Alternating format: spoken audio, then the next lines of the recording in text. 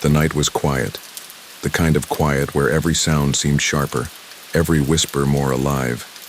Somewhere in the distance, the hum of a train rattled faintly through the city, while a dog barked once and then fell silent again.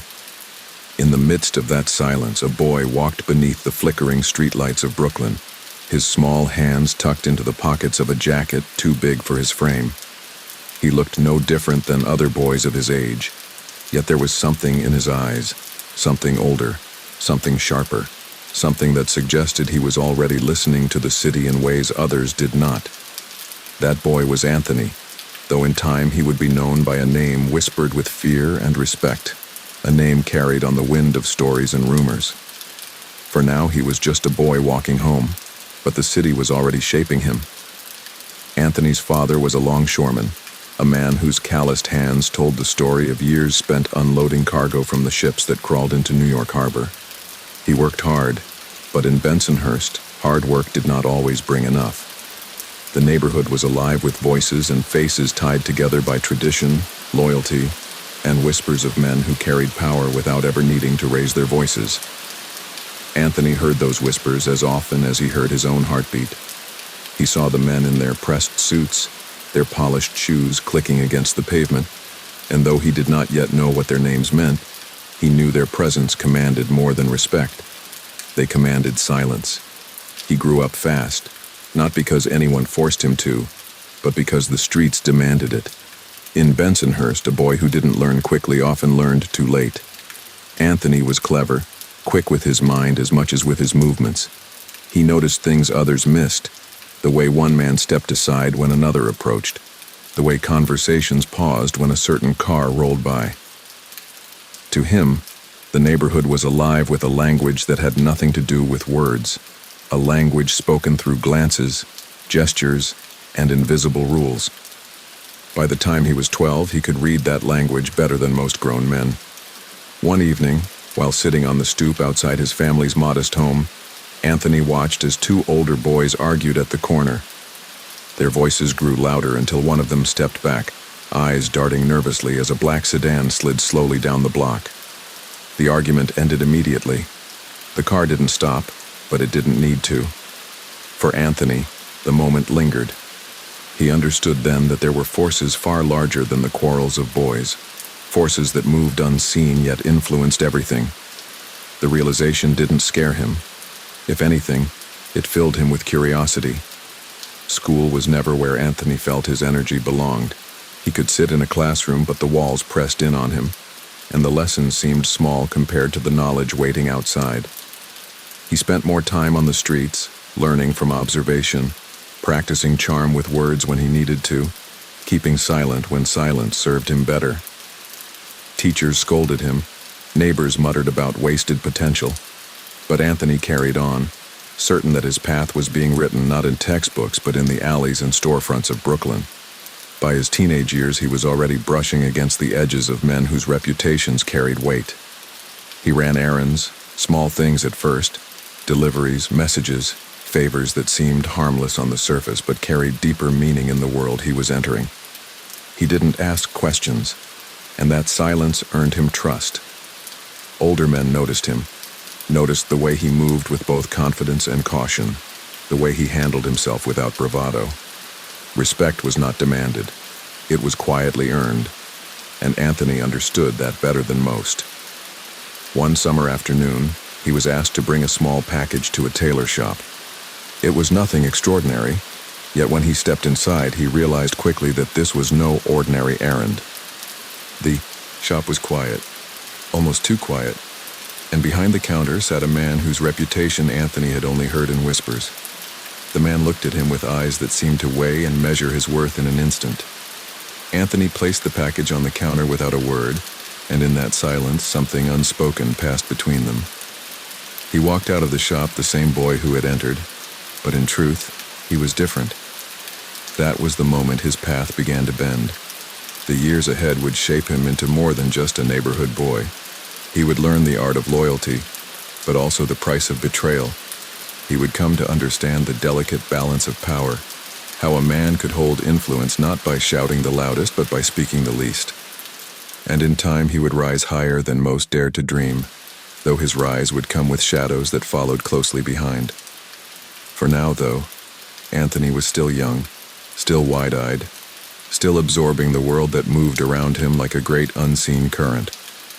But the city had chosen him, and once the city chose, it rarely let go.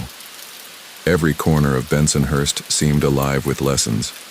On the steps of a bakery, he learned the importance of patience, watching old men play cards for hours, speaking little, letting their eyes and gestures reveal more than their voices ever did.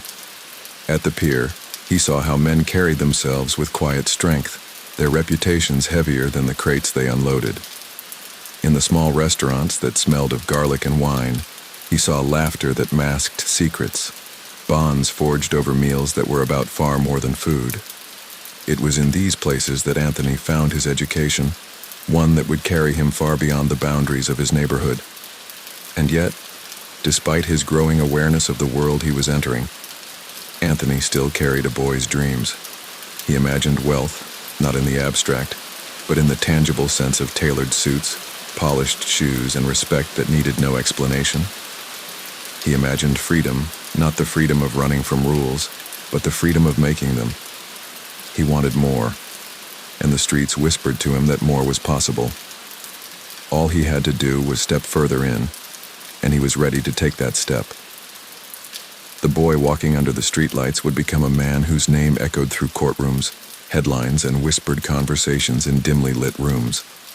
But for now, he was just beginning, standing on the edge of a life that would test him, shape him, and eventually consume him. His journey had started quietly, but it would not remain quiet for long. The city was waiting, and Anthony Casso was ready to answer. The boy who once watched the world from stoops and corners was growing into a young man, and with every passing year his presence deepened. Anthony no longer moved like a boy slipping through the cracks of Brooklyn. He carried himself differently now, with a steadiness that drew notice. He had always been observant, but now his observations turned into action. If a man needed something delivered, Anthony delivered it. If a word needed to be passed, he passed it with precision. He did not speak more than was necessary, but when he did, people listened. That was how his reputation began to bloom, not in a blaze of glory, but in the quiet certainty that he could be trusted. The streets were never gentle teachers. They gave lessons in hard ways, lessons that stayed long after bruises faded. Anthony learned that loyalty was not spoken, it was proven. He saw men who bragged about their closeness to power only to vanish when tested. He saw others who said little yet stood firm in storms. From the beginning, he knew which path he wanted. The whispers about him grew softer but more meaningful. People didn't talk about him loudly in the open. They mentioned him quietly in back rooms, noting that he was sharp, reliable, and most importantly, cautious. By the late 1950s, Anthony had already brushed against figures who shaped the very bones of organized life in New York. Men with names heavy enough to hush a room noticed him. They didn't see a reckless teenager chasing thrills. They saw someone who could sit in silence and listen, someone who could be counted on to follow through. One evening, he was asked to accompany a man on a drive through the neighborhood. It was a test, though no one said it aloud. The man spoke little, pointing out places, naming names, giving fragments of stories that carried weight. Anthony didn't interrupt. He didn't press for more. He absorbed every detail, storing it like currency. By the time the ride ended, trust had been established without either of them saying as much. Anthony's family never fully understood where his path was leading. His father was proud of his hard labor at the docks, a man who believed in sweat and effort, not shortcuts. His mother, more intuitive, sometimes looked at Anthony with a mixture of pride and worry. She knew her son was different, that he saw and felt the world in ways others did not. But she also sensed the shadows gathering around him, shadows she couldn't name but could not ignore. Anthony reassured her with charm, with small gestures of affection, but inside he was already committing himself to a life larger than his family home could contain. Brooklyn was alive in those days, filled with energy, Music spilling from open windows, laughter from stoops, and arguments that drifted into the night. Yet beneath the noise was a structure invisible to most. Every street, every shop, every deal carried invisible threads tying back to men whose influence stretched farther than the eye could see.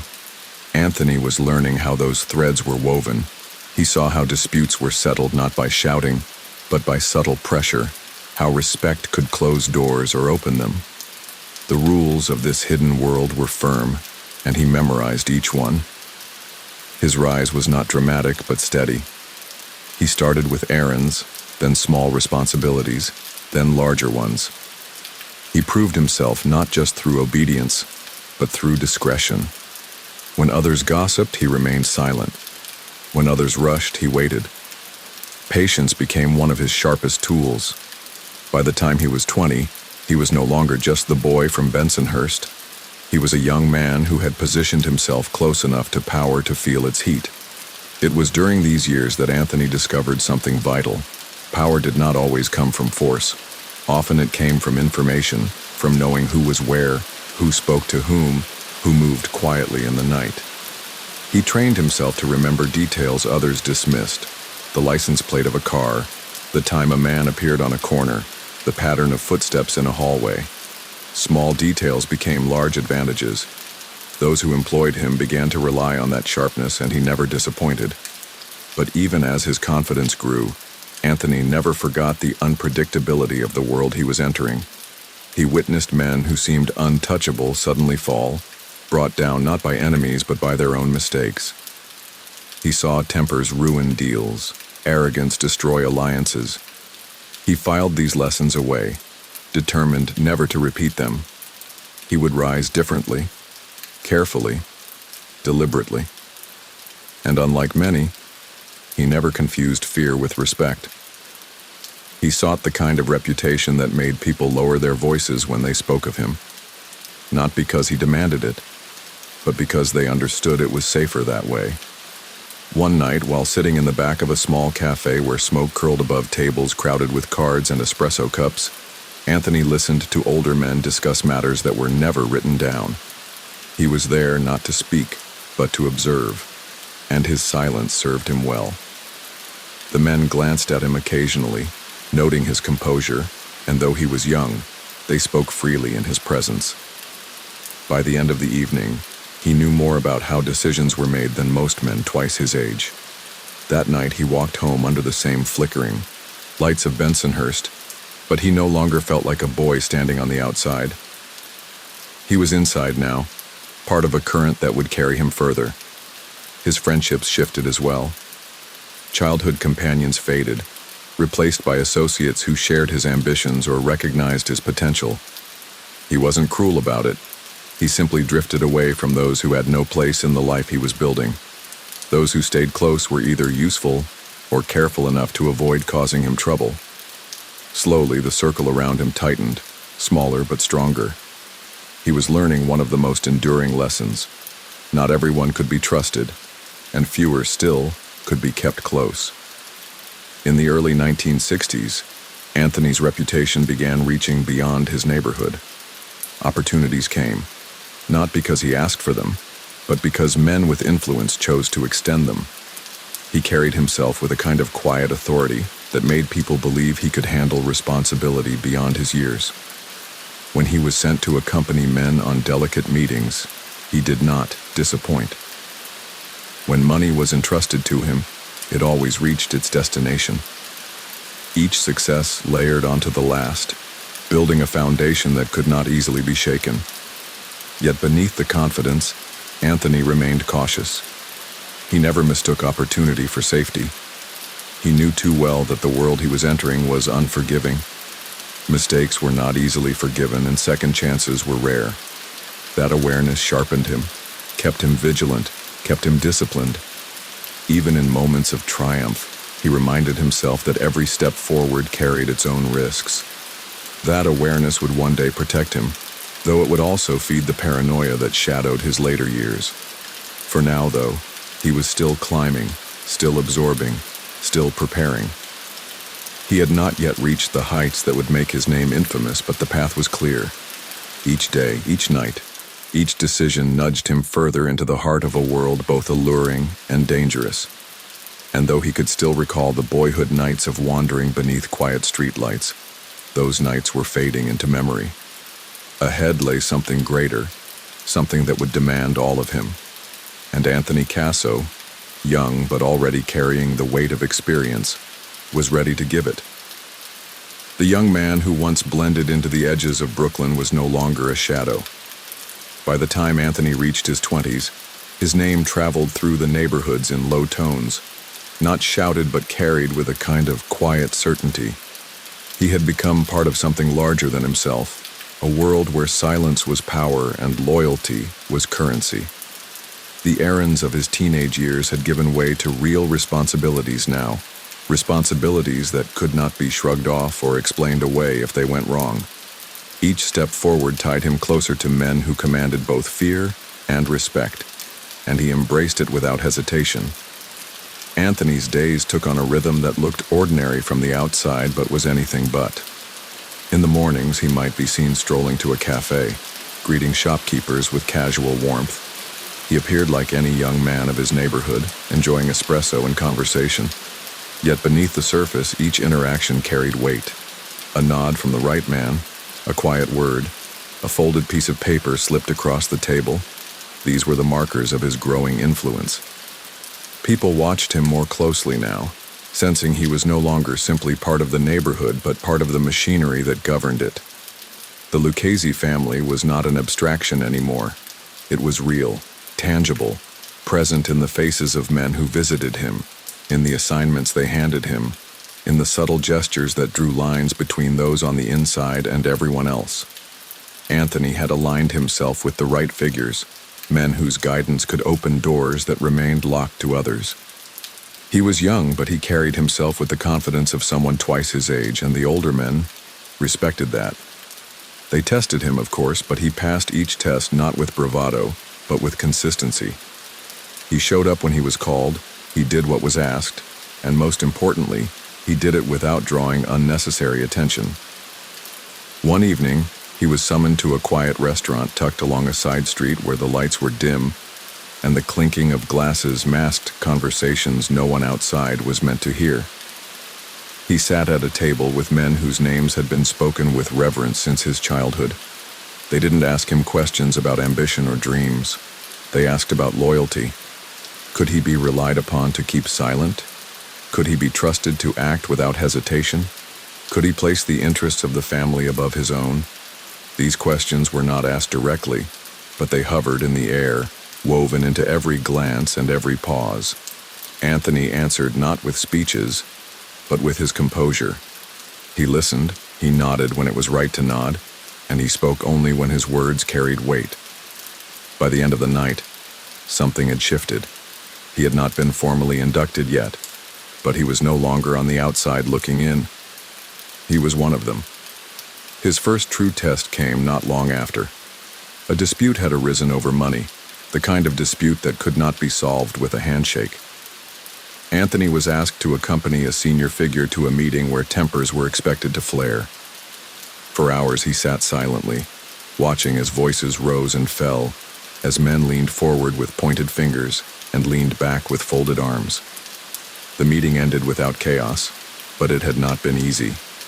Later, the man he accompanied told him that his silence had been noticed, his composure respected. In a world where many young men sought to prove themselves by speaking too much, Anthony had proven himself by knowing when not to speak at all. The deeper he moved into the life, the more he understood that survival depended not only on strength, but on perception. It was about how others saw you, about the image you projected even when you said nothing. Anthony cultivated that image carefully. He dressed sharply but not flamboyantly. He carried himself with calm confidence but never arrogance. He smiled when it was natural but never forced. He became the kind of man who could walk into a room and command attention without saying a word. That was a rare quality, and it did not go unnoticed. At home, his family sensed the transformation. His mother's worry deepened, though she rarely voiced it. She saw the way men now came to the house, the way Anthony carried himself differently. His father, proud in his own quiet way, chose not to ask questions he didn't want answered. He had always been a man of labor, and though he didn't fully understand the path his son was on, he recognized the determination that drove him. Anthony, for his part, offered reassurances when he could, but he no longer belonged fully to that world. He was tethered to something greater, something that consumed more of him with each passing day. The friendships he forged during these years became crucial. He drew close to men whose loyalty matched his own, building bonds that went beyond business. Together, they navigated the shifting currents of power, learning who could be trusted and who could not. In a life where betrayal often hid behind smiles, these bonds mattered more than anything. Anthony knew that a man could not rise alone. He needed allies, but they had to be chosen carefully. Slowly, he built a circle around himself, a small but steady foundation that would support him as he climbed higher. It was during this period that Anthony began to realize just how deeply the family's reach extended. He saw how business deals in broad daylight were influenced by quiet decisions made in back rooms. He saw how construction projects, labor disputes, even the rhythm of commerce in the city bore the fingerprints of men who never appeared in headlines. The power was vast, and it was intoxicating. Yet Anthony never lost sight of the dangers that came with it. He knew that every advantage carried a cost, every decision a consequence. That awareness kept him sharp, kept him from becoming careless in a world where carelessness was often fatal. One afternoon, he was entrusted with a task that required discretion and judgment. It was not about strength or intimidation, but about negotiation. A business owner had strayed too far, and Anthony was asked to remind him where his loyalties lay. He did not shout or threaten.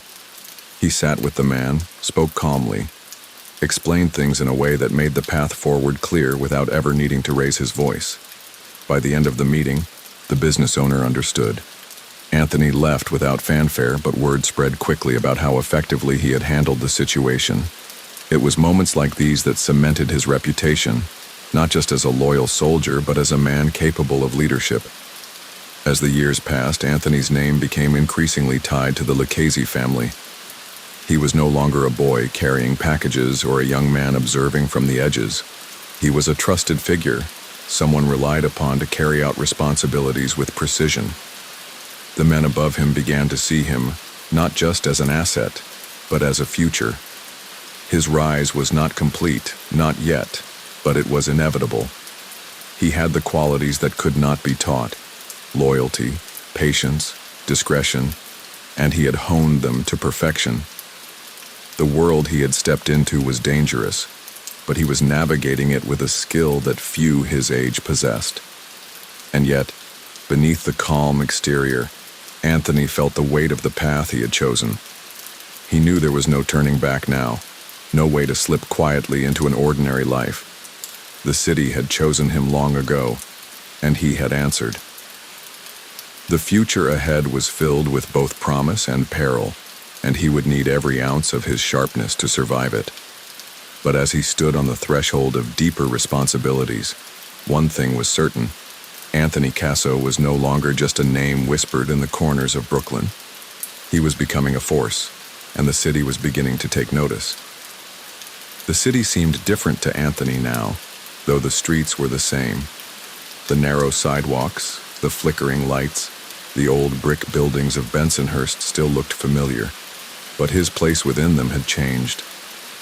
He was no longer watching the city as an outsider. He was part of its hidden rhythm, woven into the pulse that beat behind closed doors and whispered conversations. Anthony carried himself with quiet assurance, aware that his words mattered, his presence carried weight, and his decisions could influence more than his own fate. That transformation had not come overnight, but it was unmistakable now. As the 1960s moved forward, his responsibilities deepened. Small errands and cautious assignments had given way to larger tasks, ones that demanded not only loyalty but judgment. He was trusted to handle situations where a wrong step could spiral into consequences too large to measure. Men older than him began to look his way, not with doubt but with respect. And though he never chased recognition, it found him. He had become a man others measured themselves against, and he accepted that role with the same steady composure that had carried him since his youth. The Lucchese family had always been more than just a group of men bound by a name. It was a system, an organization as structured as any corporation, though its rules were unwritten and its influence hidden. Anthony had entered that structure carefully, proving himself piece by piece, until he now stood as a reliable figure within its ranks. The family relied on men like him not only for their silence, but for their ability to handle delicate matters without drawing unwanted eyes. In a city where attention could be dangerous, Anthony's ability to move effectively without spectacle made him invaluable. It was during this time that he began to understand more fully the scale of the family's reach. Construction projects, labor negotiations, and even the rhythm of city contracts all bore the unseen influence of men like those he served. He saw how a single decision in a quiet back room could ripple out into the lives of countless people who would never know his name. That kind of power was intoxicating, but Anthony approached it not with arrogance, but with calculation. He never let excitement blind him to risk. Every opportunity, every decision was weighed carefully, and that caution made him stand out in a world where recklessness often claimed men too soon. One evening, he was asked to accompany a senior figure to a meeting that would test his ability to manage tension. The gathering was small, held in a dim back room of a restaurant, the kind of place where deals were whispered over coffee and gestures spoke louder than words. The subject was money, as it so often was, and the men around the table came with sharp eyes and sharper expectations.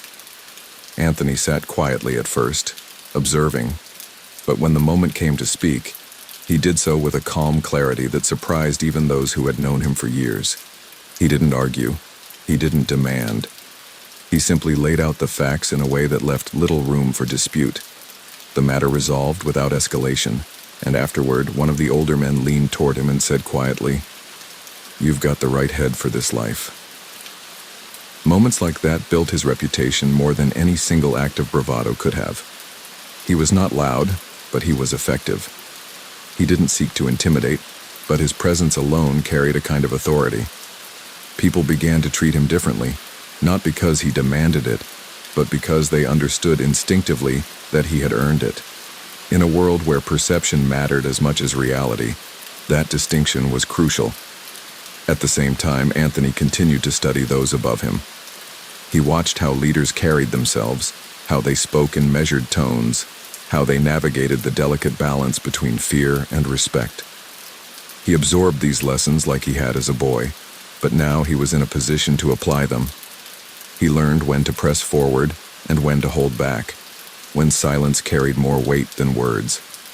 This ability to adapt, to adjust his approach based on the room, would become one of his sharpest tools in the years ahead. Yet Anthony was never blind to the dangers that shadowed his path. He had seen men fall from grace, not because they were weak, but because they were careless. He remembered their names, their mistakes, and the swiftness with which the world moved on without them. Those lessons stayed with him, reminders that every choice mattered, every moment could tip the balance. He lived with a kind of constant vigilance, never allowing himself to drift into complacency. It was this vigilance that would keep him alive through storms that swallowed others whole. The bonds he built during these years also mattered deeply. He surrounded himself with men he could trust, though trust was never given lightly. They were not just colleagues, but allies, men who had proven themselves through loyalty and consistency. Together they formed a circle that gave Anthony strength and stability. He knew that no man rose alone, and he valued these connections as much as he valued his own instincts. At home, he lived with dual worlds pressing against each other. To neighbors and family, he could appear as just another young man carving out a future. To those who knew more, he was already carving something much larger. His mother continued to worry in silence, though Anthony's reassurances were gentle and convincing. His father, ever the man of labor, admired his son's drive, even if he did not fully grasp its direction. Anthony balanced these worlds carefully, never allowing one to expose the other. That balance became second nature, a skill that would serve him well as his responsibilities grew heavier. By the mid-1960s, Anthony had become firmly entrenched within the Lucchese ranks. His role expanded beyond errands and meetings into matters of strategy and influence. He wasn't just following orders anymore, he was shaping them. His judgment was sought out, his perspective respected. Though he remained careful, the trajectory was clear. He was rising. And as he rose, so too did the weight of expectation. One afternoon, he was entrusted with mediating a disagreement between two men whose tempers had the potential to ignite into something larger. It was the kind of situation that could spiral, if not handled with precision. Anthony approached it calmly, listening more than he spoke, allowing each man to air his grievances before guiding them toward resolution. By the end, both men left the table unsatisfied but compliant, which in truth was the best outcome possible. Anthony understood that in this life, victory was not about everyone being pleased, but about everyone understanding where the line was drawn. These responsibilities shaped him, hardened him, and prepared him for the roles that would come later. He was no longer the boy studying glances on street corners. He was a man shaping the very currents of power that once seemed invisible. And while he knew that danger walked beside him every step of the way, he had no intention of turning back. The city had chosen him, and he had embraced it fully. Still, as he walked through the familiar streets of Brooklyn, Anthony sometimes allowed himself brief moments of reflection. He thought of the boy he once was, the boy who watched cars roll slowly down the block, sensing power he couldn't yet name. That boy had grown into a man now recognized in those same whispers. The journey ahead was far from over, but he had proven himself worthy of the path. The future stretched out before him, filled with both promise and peril, and Anthony Casso was ready to meet it head-on. Anthony's presence was no longer confined to the narrow streets where he had first learned the unspoken rules of silence and loyalty. By the late 1960s, he had become a man whose reputation stretched well beyond Bensonhurst, his name spoken in whispers in neighborhoods he had once only passed through. He was not yet at the peak of power, but the shape of his future was becoming clearer with every decision he made. He carried himself with the same quiet assurance, yet those around him knew he was no longer simply a reliable figure. He was becoming a man of consequence. The Lucchese family was one of the most structured organizations in the city. To outsiders, it looked like a shadowy fraternity, but to those within, it was a hierarchy as rigid as any institution. Positions mattered. Responsibilities mattered. Respect mattered most of all. Anthony understood this not only instinctively, but also strategically. He knew when to step forward and when to step back, when to let others claim credit and when to assert himself. That balance earned him allies who mattered, men who saw in him not just potential but discipline. He was now handling matters that touched money in amounts he had never imagined as a boy. Labor rackets, construction interests, agreements that tied into city contracts. These were no longer distant whispers but realities he helped shape.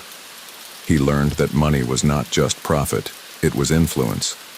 With the right streams of revenue, doors opened, problems disappeared, and loyalty deepened. Anthony never let greed blind him, though. He treated money as a tool, a resource that strengthened his position, not as a prize to flaunt. In a world where arrogance could attract danger, his restraint made him stand out. It was during this time that he began forging relationships beyond the immediate circle of the Lucchese family. He met men from other families, sometimes in casual gatherings, sometimes in tense negotiations where a wrong word could unravel fragile peace. He understood quickly that survival in this world was not just about strength but about perception. A reputation could travel faster than truth, and he carefully cultivated his. He projected calm, reliability, and an edge of caution that made others think twice before crossing him. But with reputation came risk. The more his name circulated, the more it attracted both attention and envy. He began to feel the creeping presence of paranoia, though he never allowed it to rule him. Instead, he treated it as vigilance. He moved with care, choosing his words with precision, weighing every action. He trusted few, and even those he trusted, he kept at a careful distance. In this life, trust was a gift that could never be given freely. One evening, in the back of a quiet social club where the air was heavy with smoke and conversation, Anthony sat with men who controlled entire corners of the city's economy. They discussed contracts, arrangements, alliances, and disputes, their voices low but firm. Anthony listened, interjecting only when necessary, his words carrying more weight because they were few. At one point, a dispute between two older figures began to flare, their tones rising with frustration.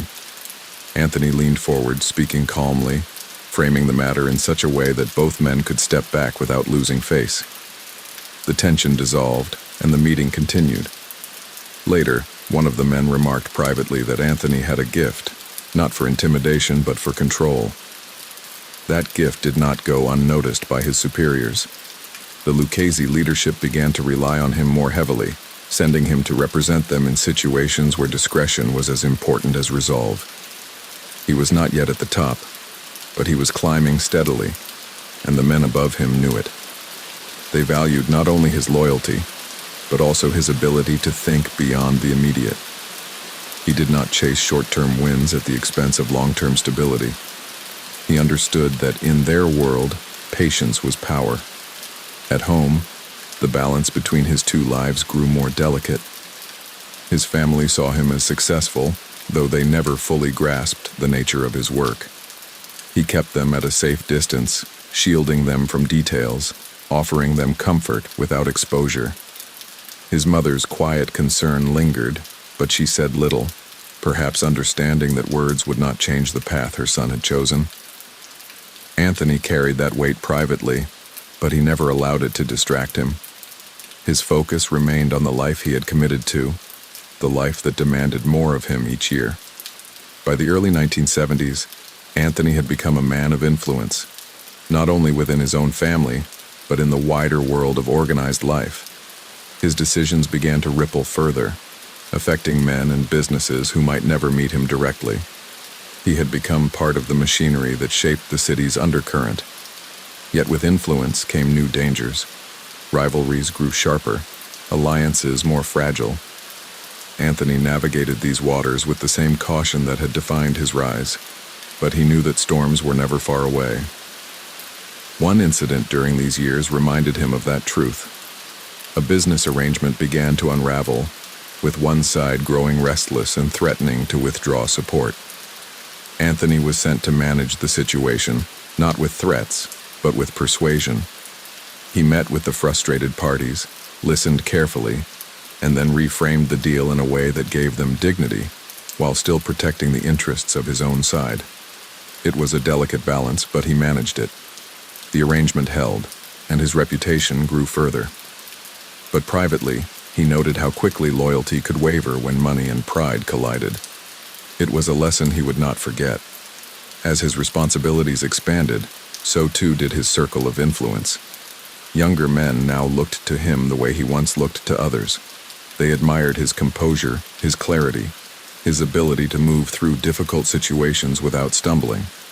He became a figure of guidance, though he never proclaimed himself a teacher. His lessons were in his actions, in the way he carried himself, and as they followed his example, his influence deepened. Yet Anthony never allowed himself to believe he was untouchable. He knew too well that in their world, power could turn to peril in an instant. He lived with a constant awareness of the dangers that lurked behind every smile, every agreement, every alliance. That awareness kept him sharp, but it also began to harden him. He trusted less, questioned more, and carried himself with an edge of guardedness that never left him. The city itself seemed to mirror his transformation. Brooklyn had changed since his youth, but its essence remained the same. Streets alive with energy, businesses humming with life, and beneath it all, the invisible structure of influence. Anthony walked those streets with the certainty of a man who belonged not only to the city, but to its very bones. He was no longer the boy who observed from stoops. He was one of the men shaping the current. As the decade pressed forward, his path became undeniable. He was on the rise, and nothing seemed capable of stopping it. But even as he moved closer to the heights of power, Anthony carried with him the lessons of his youth. The importance of silence, the value of patience, the necessity of vigilance. These lessons had carried him this far, and he knew they would be the only things keeping him steady as the stakes grew even higher. The world around him was shifting. Rivals were growing restless. Authorities were tightening their gaze, and the balance of power was in constant motion. But Anthony remained steady, a man shaped by the streets, sharpened by experience and driven by a vision larger than himself. His rise was far from complete, but the direction was clear. He was no longer just part of the Lucchese family. He was becoming one of its pillars. And with each passing year, the city seemed to lean a little more in his direction. The steady rhythm of Anthony's rise had carried him far from the boyhood streets where he first learned to read the city's silent language. By the time the 1980s approached, his place within the Lucchese family was undeniable. He was no longer simply a trusted man, no longer only a figure who handled delicate matters with care. He was becoming something larger, someone whose name carried weight across boroughs, someone whose influence stretched into places he could not have imagined as a boy. The higher he climbed, the more he understood the fragile balance of power. To outsiders, the life seemed glamorous, filled with money, suits, and authority. To Anthony, it was a game of constant calculation, where one wrong move could collapse years of careful building. He carried this awareness like armor, never allowing himself to become reckless, never forgetting how many men before him had risen quickly only to fall even faster. At meetings, his role had shifted. Where once he sat quietly in the corner, now he often sat at the center, his words guiding the direction of discussions. He had built a reputation for clarity, for speaking only when necessary, and now when he did speak, men listened. His presence was steady, his tone calm, and his influence unmistakable.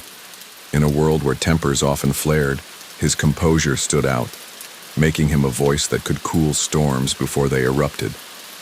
Yet with this new position came new dangers. Envy grew sharper. Rivals within and beyond the Lucchese family watched him closely, some with admiration, others with suspicion. Anthony knew this and adjusted accordingly.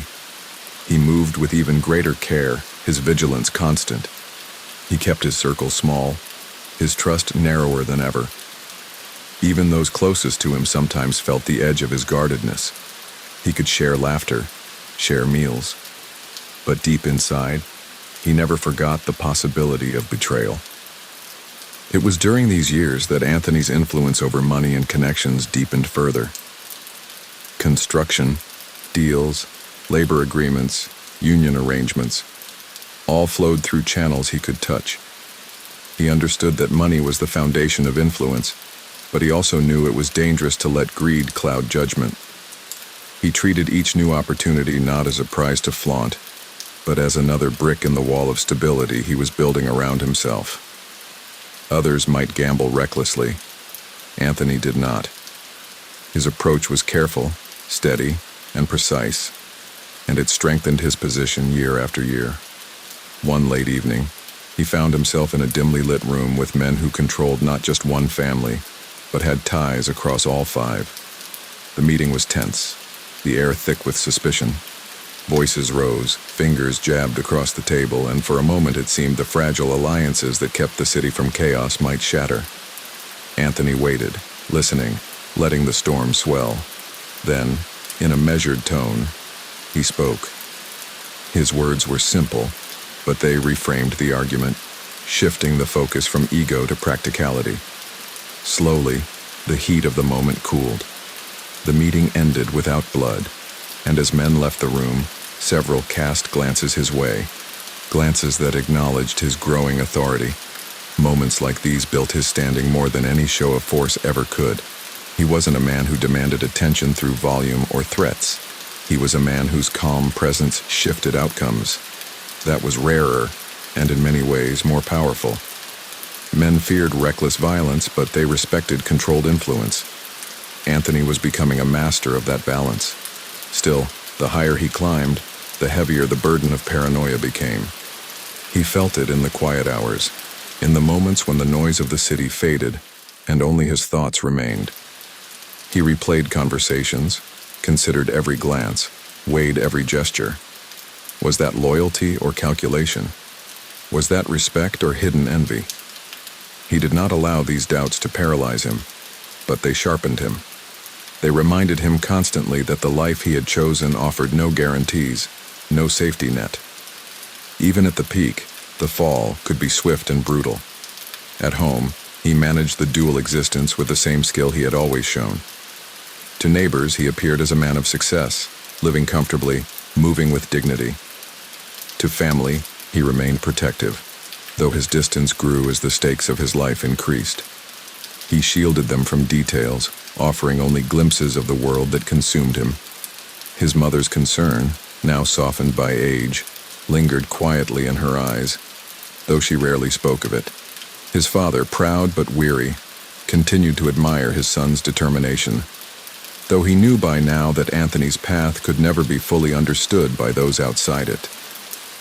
By the mid-1980s, Anthony had become one of the most significant figures in the Lucchese family. He was deeply involved in shaping its direction, his influence touching decisions large and small. His reputation had hardened into something that commanded both fear and respect, not through recklessness but through precision. Younger men looked to him as a model. Older men relied on him as a stabilizing force. He was no longer climbing. He was standing near the top, a position both powerful and precarious. One afternoon, he was approached by a man who sought to test his patience. The man spoke with arrogance, assuming his wealth gave him leverage. Anthony listened quietly, then leaned forward, speaking in a tone so calm it cut sharper than any shout could. He reminded the man, without raising his voice, that respect was not purchased, but earned, and that loyalty weighed heavier than money. The man's bravado deflated, and the matter ended without further issue. Anthony left the meeting with his reputation even stronger. Word spread quickly, not because he demanded it, but because others carried the story. He was now a figure of legend within his circle, though he never allowed himself to believe his own myth. He knew better than anyone that myths could crumble quickly. He had seen it happen. He carried himself with the same vigilance as ever, reminding himself daily that caution was his greatest ally. Still, he could not deny the power he now wielded, a power that reached into corners of the city few could claim. The city itself had changed since his youth, but Anthony's place within it had grown only deeper. Brooklyn was still alive with its bustling streets, its laughter and noise, but to Anthony the city was a living organism, and he was part of its heartbeat. He had risen from stoops and shadows to rooms where decisions shaped the flow of entire industries. He had done so not by chasing attention, but by mastering silence, loyalty, and patience. As the 1980s continued, Anthony stood poised on the edge of even greater power. The title of Underboss was not yet his, but the path toward it was clear. He had proven himself time and again, not only to his own family but to others who recognized his steady influence. Yet he knew that with each step higher, the risks grew sharper, the enemies more dangerous, the betrayals more likely. The life he had chosen offered no peace, only the constant challenge of staying one step ahead. Still, Anthony Casso was prepared. He had spent a lifetime learning the city's unspoken language, building trust carefully, sharpening his instincts, and cultivating his influence. The storms ahead would be fierce, but he had no intention of stepping back. The boy who once walked beneath flickering streetlights had become a man who cast shadows of his own, shadows long enough to stretch across the city itself. The rise was not yet complete, but it was undeniable. Anthony was standing at the threshold of his most powerful years, ready to step fully into the role that would make his name echo far beyond Brooklyn. Anthony's rise had been steady, deliberate, and precise, and by the time the late 1980s arrived, he stood at the pinnacle of the life he had embraced since boyhood. He was no longer a man waiting in the shadows of older figures, no longer just a trusted associate whose silence bought him entry. He was now the underboss of the Lucchese family, a position of immense authority, second only to the boss himself. For many, that role represented triumph, the ultimate reward for years of loyalty and discipline. For Anthony, it was both a triumph and a burden, a weight that pressed heavier with every passing day. The underboss was the heart of the family's operations, the one who made sure decisions became actions, who kept the gears of the organization turning. Anthony approached the role with the same precision that had defined his entire rise. Meetings ran smoothly under his guidance. Disputes were resolved swiftly, often before they had the chance to fester. Revenue flowed, alliances held, and influence stretched further into the city than ever before. To those outside, it looked as though he had mastered the life, carving out a legacy that would be remembered long after he was gone. But power in that world came with shadows. The higher the climb, the greater the isolation. Anthony felt it constantly, an invisible presence that hovered behind him no matter where he went. He trusted few, and even those few he kept at arm's length. Every meeting, every conversation carried with it the possibility of deception. His instincts, once a source of calm, now buzzed with constant alertness.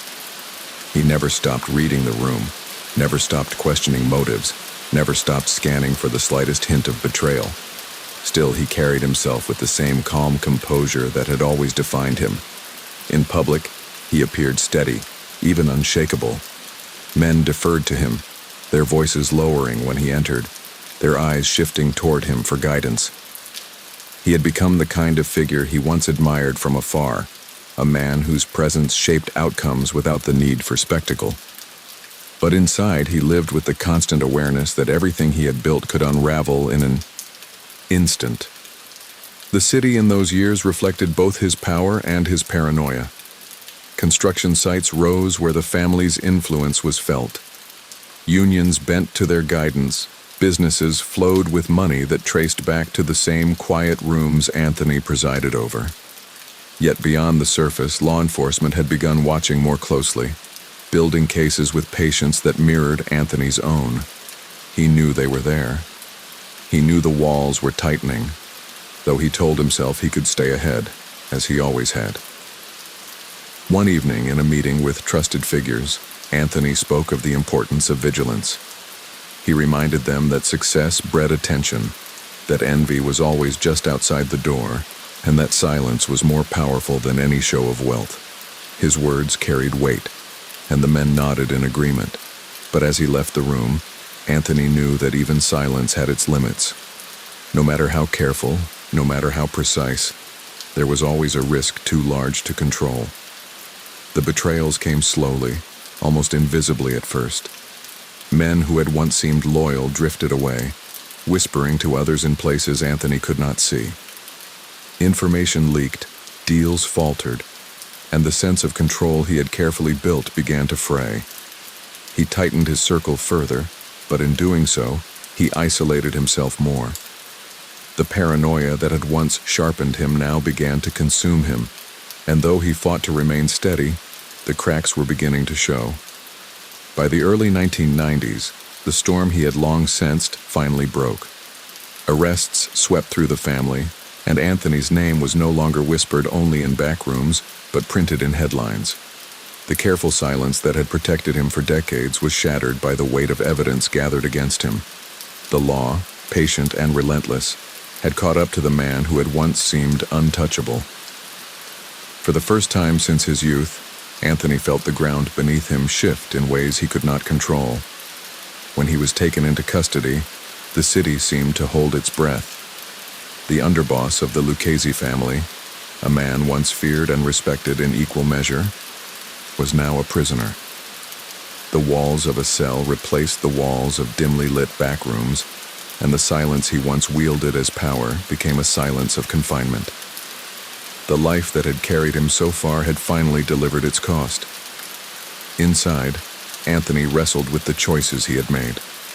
He reflected on the boy who once wandered beneath flickering streetlights, the boy who had watched cars roll slowly down blocks, sensing power without yet knowing its name. That boy had become a man who climbed higher than most. but also a man who had carried the weight of paranoia and betrayal until it crushed him. He wondered at times if the climb had been worth it, if the power had ever truly belonged to him, or if it had always been an illusion. His years in prison were long, marked by the passing of time that felt slower than anything he had known on the streets. The routines of confinement replaced the rhythm of the city, and he lived not with influence but with memory. He remained sharp, his mind still wired to calculate, but the opportunities for calculation were gone. The empire he had once helped guide moved on without him, as all empires eventually do. Yet even in his fall, Anthony Casso remained a figure of fascination. His name carried the weight of stories, of decisions that shaped an era, of a rise that had seemed unstoppable until it wasn't. To some, he was a cautionary tale. To others, he was a legend of discipline and resolve. To himself, he was simply a man who had walked a path chosen long ago, a path that had offered both triumph and ruin. As the years drew on, the world outside his cell changed in ways he could barely recognize. The city evolved, the families shifted, and the names that once commanded silence faded into history. But Anthony's name endured, carried in books and conversations, in the echoes of stories told by those who remembered his presence. He had become part of the fabric of the city's hidden history, a man whose life reflected both the allure and the cost of power. When he finally reached the end of his life, confined within the walls that had held him for decades, Anthony left behind not just a reputation but a legacy shaped by both brilliance and flaw. He had risen from the stoops of Brooklyn to the highest ranks of organized life, mastering silence, loyalty, and patience in ways that few ever could. Yet he had also borne the burden of paranoia, betrayal, and downfall. His story was one of rise and fall, of triumph and consequence, of a boy who became a man whose name would never be forgotten. And so the tale of Anthony Casso came to rest not with fireworks or glory, but with quiet reflection. His journey, like the city itself, was filled with shadows and light, with ambition and cost. In the end, he remained what he had always been, a figure shaped by the streets, a man who carried within him both the brilliance of discipline and the inevitability of downfall. His story lingers not only in history, but in the silence of Brooklyn nights, where boys still walk beneath flickering lights listening to the city, dreaming of futures they cannot yet name. The silence of prison was unlike any silence Anthony had known before. In Brooklyn, silence had always been alive with meaning. The pause of a conversation when a certain car passed, the stillness in a room when a man of power entered, the quiet exchange of glances that carried more weight than words. Here, inside gray walls and narrow corridors, silence was emptier. It was not the silence of respect or fear. It was the silence of confinement, of time stretching without mercy. Anthony had once controlled the rhythm of his days, but now that rhythm belonged to a system that cared nothing for who he was. The underboss of the Lucchese family, a man who had shaped decisions that rippled across a city, was now reduced to a number, another prisoner moving through the routines of custody. For some, such a fall would break them. For Anthony, it became another test, another environment to read and adapt to. He observed the world inside as he had observed the streets as a boy. He noticed who held influence in the yard, who moved with quiet authority, who tried too hard to command attention. He understood quickly that even in confinement, power existed. It simply took new forms. Yet no matter how he adjusted, prison was never truly his world. The men around him were different, their ambitions smaller, their horizons limited. Anthony carried within him the weight of a life lived on a far larger stage, and though he did not speak of it often, it showed in the way he carried himself. Other inmates watched him, sensing that he was more than what the walls now claimed he was.